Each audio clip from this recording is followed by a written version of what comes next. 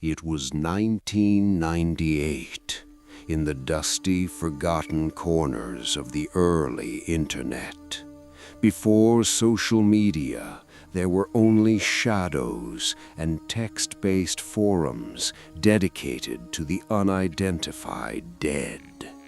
In this digital graveyard, a user posted a thread with a simple, haunting title: "Who is the Tent Girl?" Below the sketch was a description of a body found wrapped in a heavy green canvas tarp, discarded on the side of a highway nearly 30 years prior.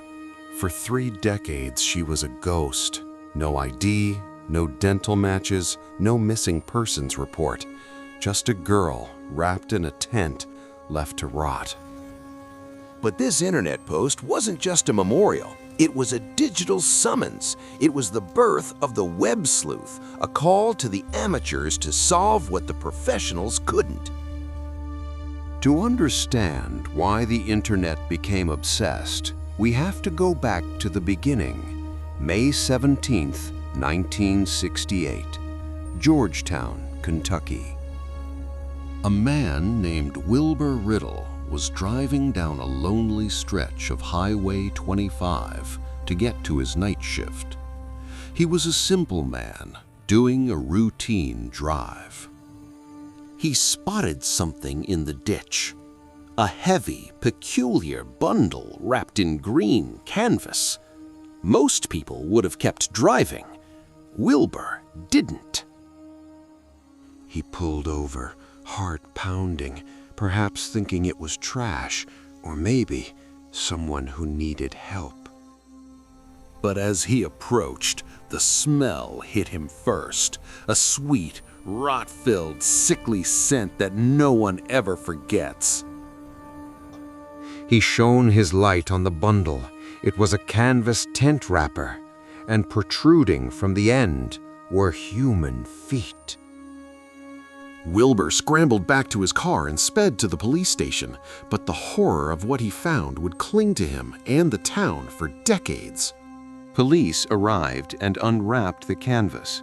Inside was a young woman, maybe barely 20. She was dressed in a yellow blouse and red shorts. She had been struck with a heavy object, but the most distinct clue was the tent itself, a heavy-duty canvas used for carnival sleeping quarters. Investigators were baffled. No one in Georgetown was missing a girl.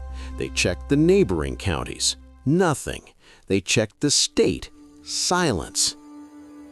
They circulated a composite sketch. They checked dental records. But in 1968, without a national database, information moved at the speed of paper mail.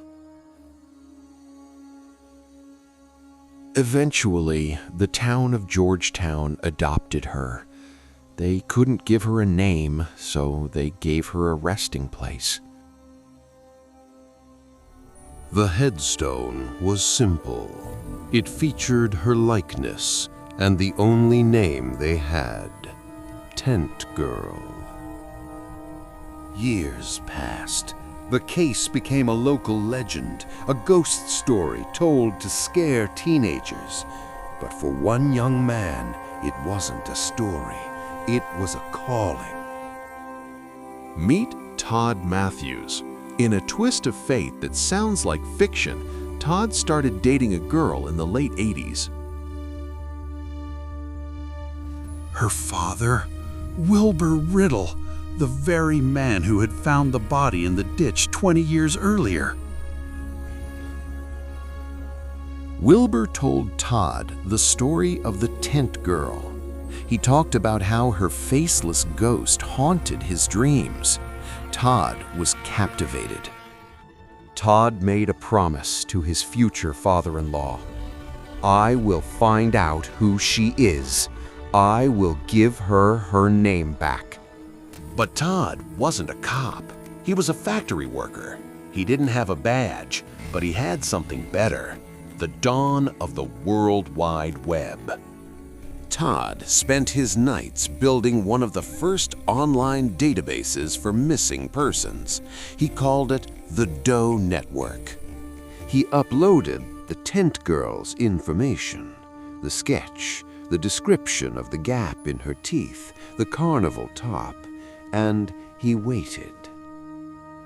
For years, silence, just digital noise, until that fateful post we saw earlier.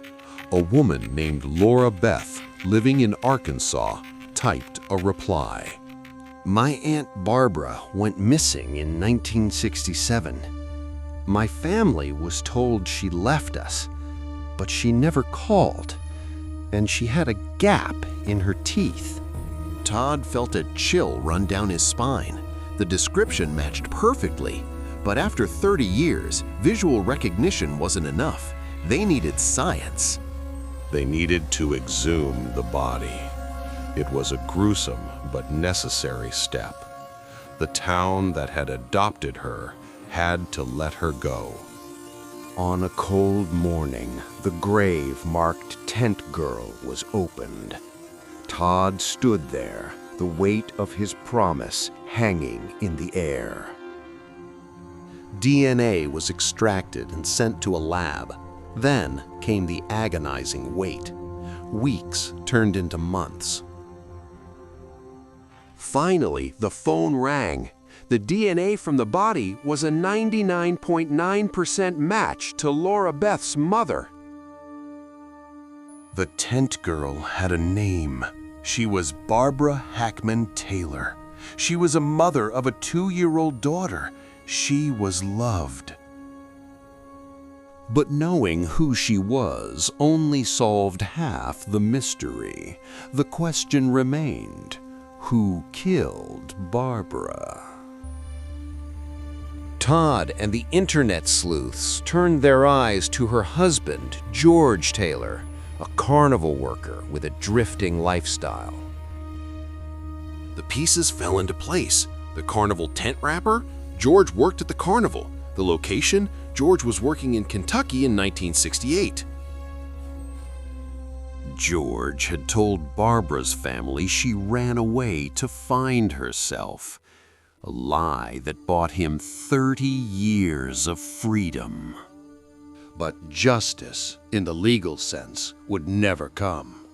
When authorities went to find George Taylor, they found a tombstone. He had died of cancer years earlier, taking the truth of that night to his grave. He never spent a day in jail for what he did. Yet Todd Matthews didn't see it as a failure. He had done what he promised. He brought Barbara home. Her remains were reburied next to her family. No longer a number, no longer tent girl. She was a person again. Todd Matthews went on to help solve hundreds of other cases. He proved that an ordinary person with an internet connection can change the world. The tent girl mystery is solved, but thousands of others remain in the dark, waiting for someone like you to ask the question.